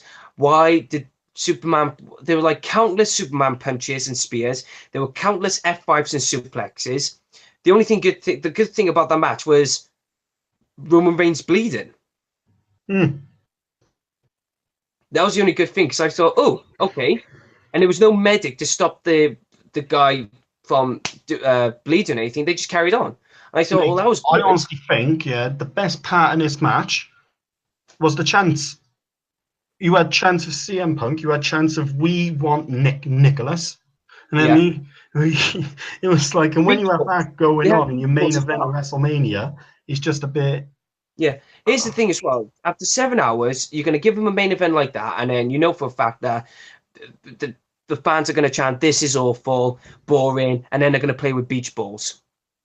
Do you know what I can't wait for? Wrestling with Regret. I've only started watching that, and I can't wait to what Brian Zane has to say about that main event, because he was there. So he's going to be, because he's been going on Twitter. I mean, he's been going on harsh at the fans. So for some people getting beach balls. So I can't wait for what he has to say on that topic. But with me, Kieran, Gareth just sat there, and we just all thought, this is all gone a bit tits up. This is awful. It's ruined the show. It could have been so much better, but it would never been better, because we all know for a fact that either Brock or Roman won, it was going to be bad, Yeah. Now him signing a new contract, it's all one big middle finger to everyone who's invested into wrestling. Yeah, mate. And see, in the match, some of the spots which I just thought was stupid. You had when outside the ring, you had Reigns. He got a superplex by Lesnar, and mate, if you've seen that, mate, he was that close, the landing on his head, mate. He was in the last second. Yeah, he tucked his chin in the last second, and you can see it, mate. And I tell you now, mate, with what we've got going on at the moment with all the concussion, the lawsuits and that, is that really the wisest move in the book? To drop someone on the head? I think so, because it all depends on how the suplexes are performed, especially the German suplexes. Because bearing in mind, German suplexes are used in amateur Olympic wrestling, or just Olympic wrestling on the mat level. They're used in UFC. It's all about, but those two sports there, they don't care. They'll let you drop you on your head and they're going to go at it. Whereas professional wrestling, we all know that when you get into a suplex, we all know the person in control is going to be the guy throwing that one person. But the one who's getting thrown, he knows for a fact he will protect himself. I don't think they need to ban moves just to protect him. Just to protect them. I just think they just need to protect themselves and just be a bit more careful. That's all I need to say on that level. Don't ban moves because it's dangerous. No, It's, of course not. But what I mean is like, dangerous. I mean, I'm going to agree with you on that. It's like we know it's dangerous, but it's just down to the wrestlers and how they do it. yeah, You know, there will be a few broken bones in wrestling, but that's wrestling. yeah. You know, wrestling is going to involve a lot of injuries, and it's not rocket science. You know. Yo, my man, just to finish up on this, I just want to ask you one question. Go for it, my man. What is the point in finishing moves? You know what? That was the exact same question or same sentence you used. My mate, Kieran, used at WrestleMania when we were watching it. You went, what was the point? It's just, what is the point? I said this to you yesterday. Got to mean something. They are big moves. Have the cheeky 1 or 2 kickouts, but don't go kicking out 5 F5s. Mate, I said to you yesterday, I said, could you imagine if Steve Austin hit 5 stunners and the person kicked out of every single one? I wouldn't believe that. I think the only time we've actually been when they kicked out of the stunner was the best one was when The Rock. The Rock, a 17? So no. 15. Is it WrestleMania 15, 16? The first WrestleMania they had in the main event, then WrestleMania 17, and then WrestleMania 19. Yeah. But listen to what I said about the WrestleManias. That happened in a couple of years. The very first WrestleMania was a couple of years before WrestleMania 17. 3 or 4 WrestleManias, and then WrestleMania 17. It was like 2 or 3 years later. It's a big gap, you know. And finishing moves, I think the maximum someone should kick out of a stunner, tombstone, whatever, should be 3. Yeah. Very cheap 3. Not 5 or 6. Come on. 5. Vince is so desperate to keep Roman Reigns in the main title picture. He's saying we're going to push him as this big mega superhero star, whatever. And I'm thinking, it's not working. Just get it through your head. It's not working. He's been trying that for 4 years as a main eventer, and it's not worked. He's had good matches, Roman Reigns. I'm not denying that. But highlighting a WrestleMania and kicking out 5 F5s? No. Completely agree, mate. Say, I've just, it just makes you wonder as a fan. You're like, what's the point? Well, if someone can kick out a 5 F5s, it's no longer a finishing move. It's just a punch. No, sorry, mate. I was just saying. Well, I think you were explaining your opinion, but I didn't call much of that. I think it's the signal. But what is your opinion on finishing moves and getting kicked out like 5 F5s and everything like that? What is your opinion? It's ridiculous, mate. Like, and say, I'm not being funny because I know well, we both are like, but I personally, I always use, like, I know it's a different time and that, but finishing moves will always be a finishing move. And you know what I mean? And in the 80s and the 90s. It's called a finishing move for a reason. Yeah. It's not stunner. It's the finisher. And in the 80s, like the late 80s and 90s and that, imagine seeing Jake Roberts, hitting the DDT, and that was it. Like, boom, you're done. Like, you know what I mean? Or Hulk Hogan doing the leg drop. An Ultimate Warrior splash, like, a Bret Hart's, like, the sharpshooter, you're tapping out, like, you know what I mean? You use that at the end of the match, like, and when you're about to do it, like, and then the only reason why a person would kick out, etc., if it's a massive one, like Austin Rock or something like that, you know what I mean? And then at that time, it's such a shock. Sorry, mate.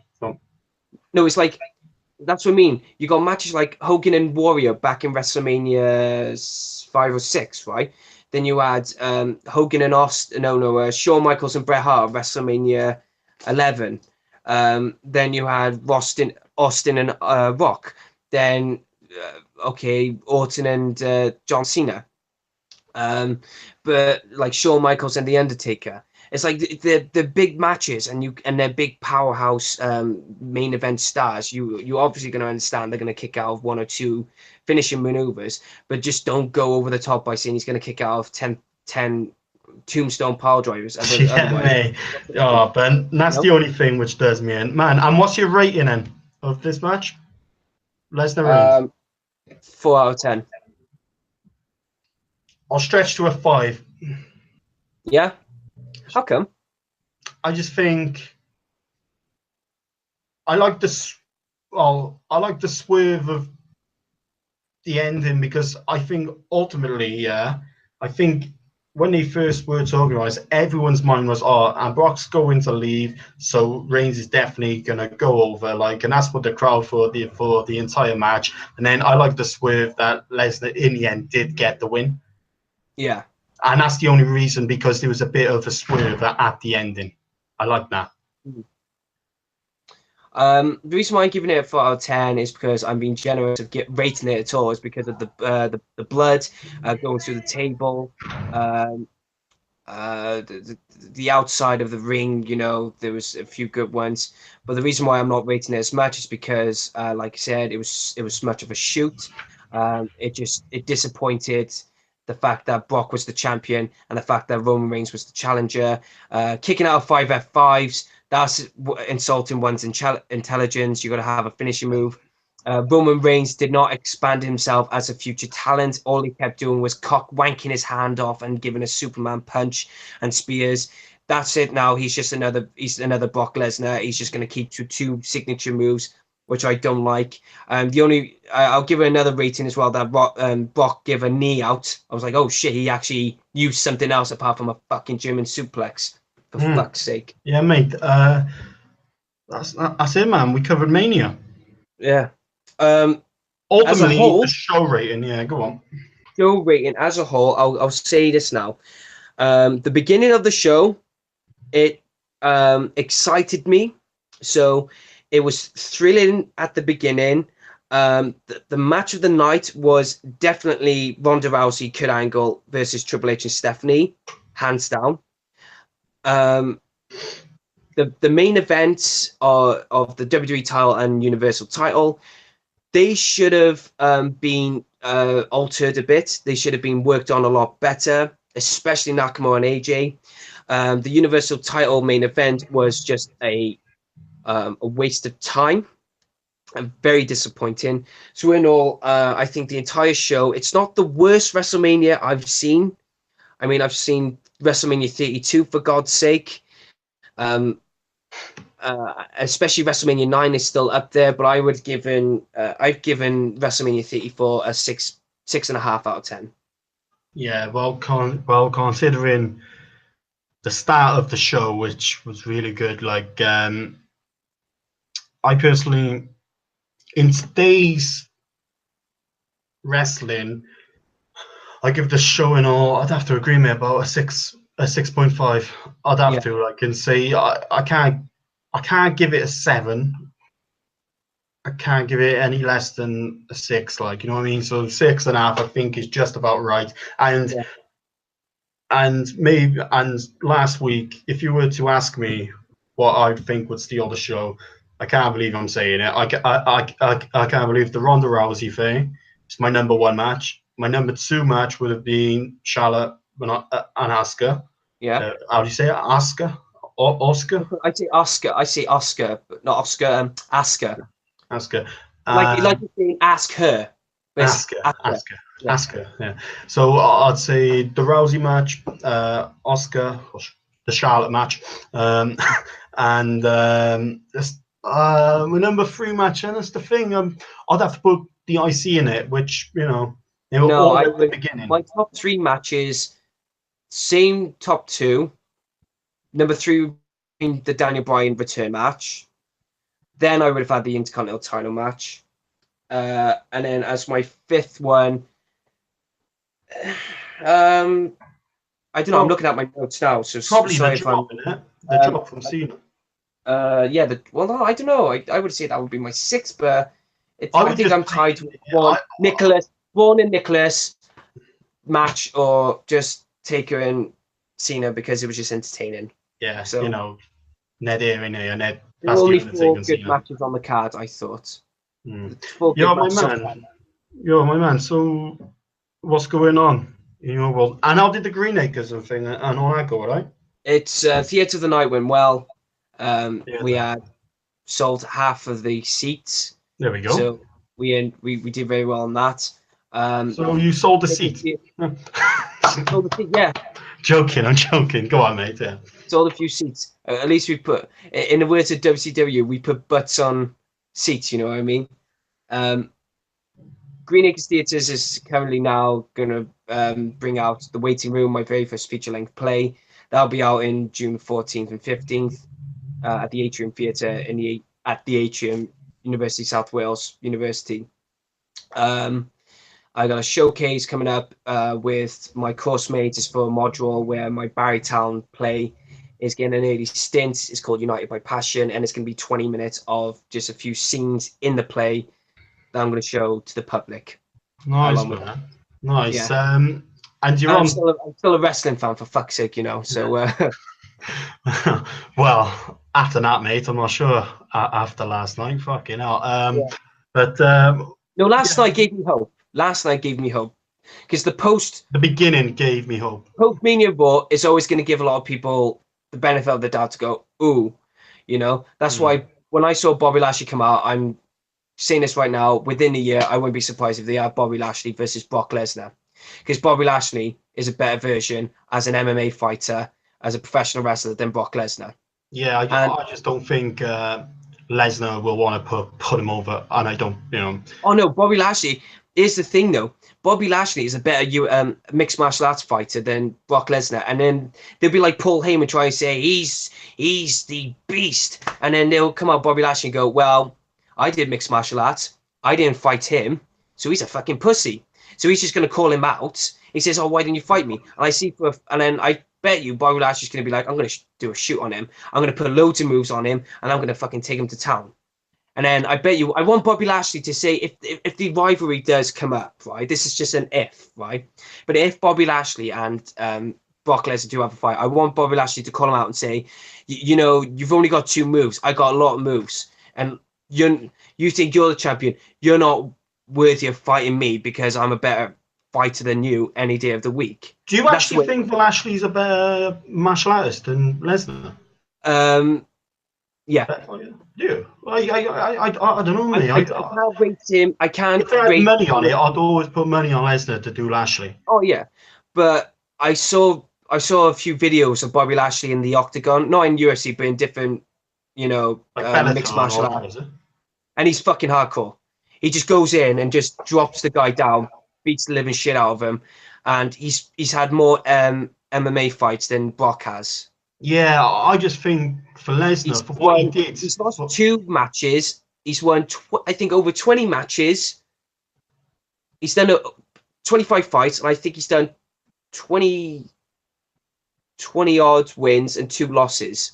Yeah, so he has more experience in there. But you see, the thing is, mate, for what Lesnar did to go in there and only after a few fights, mate, he was the man, like, mate. He was the UFC heavyweight champion. You know what I mean? Yeah. You know, I don't know. I'd always put money on Brock, but to beat Lashley. But that's me. Yeah. Yeah, man. Like, you're on Twitter and Instagram. Yeah, I'm on Twitter. Yeah, guys. Just leave.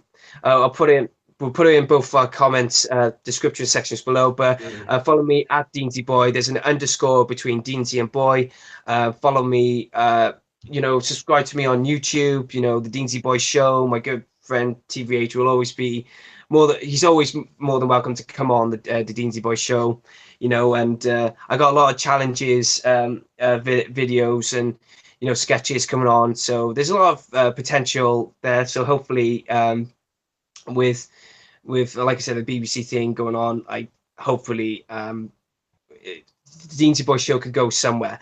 I'm not saying I want to be a YouTuber, but it would be good to have that little hobby, you know, just on the side. Absolutely, so, man. Yeah, subscribe to me, Deansy Boy Show. Follow me on Twitter at Deansy Boy, and that's it, really. I mean, I don't normally say that on my videos.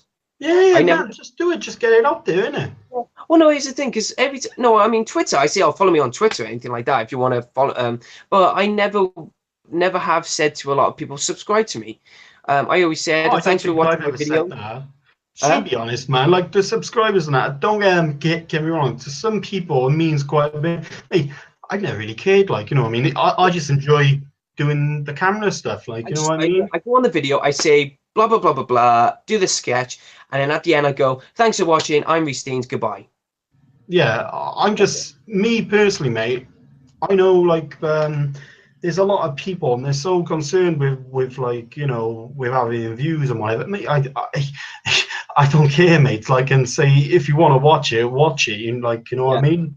I don't really care. Like, and if you don't like watching or like you don't like me, fuck off. Yeah. I don't care. Fuck off. Like, you know what I mean? So I'm just There's one of no them point. type of There's people, no man. point in getting wound up over nothing, you know. Yeah, man. I just laugh, me, man, because I enjoy doing, like, you know, like a review show or just like a thoughts show, like, you know, mate, you know what I mean, or like a football, like, or whatever, man. I really do enjoy that, like, you know what I mean. Yeah. And if people want to watch it, you know, basically my motto is, man, if you love me, I love you. You don't like me, go fuck yourself. I don't care. Like, I love that. Can you put that on your t-shirt? You go, if you love me, I love you. But on the back, if you don't like me, go fuck yourself. yeah, I don't care. Like, you know what I mean? Yeah. But, oh man. I would definitely put on my if I ever had a selling website, I would have gone, yeah, fucking merch website, fucking get TVH's shirt. And then the second shirt, yeah, the Wolf for Broad Street, yeah, that is money. Yeah, and it's like a picture of Jesse's doing this. Yeah, I know. That is money. That is money. You know what I mean? It's like I've always debated. It's like with me. Every time I thought of like if I wanted to go into merch and everything, I always pictured that it'd be Deansy Boy show, but it'd be like you know, they draw like an outline of your head, but there's no face or nothing. But then the flat cap, then all back and everything. That's more revealing than that. That would have been it for me. But that's just me thinking if I wanted to push it even further than I said earlier on. But all in all, I'm just happy. I'm taking it step by step. I'm graduating soon. That's the way to do it, innit? Just, you know, just enjoy what you're doing, innit? Like, you know, fuck it. I mean, man, So, man, but thank you for coming. I've enjoyed this video, so yeah, I've really enjoyed it, man. It has been good, man, honestly, and I'll try and get this sent over to you as well, like, so you can put it on your channel and everything. Yeah, no worries, man. No worries. Thanks for having me.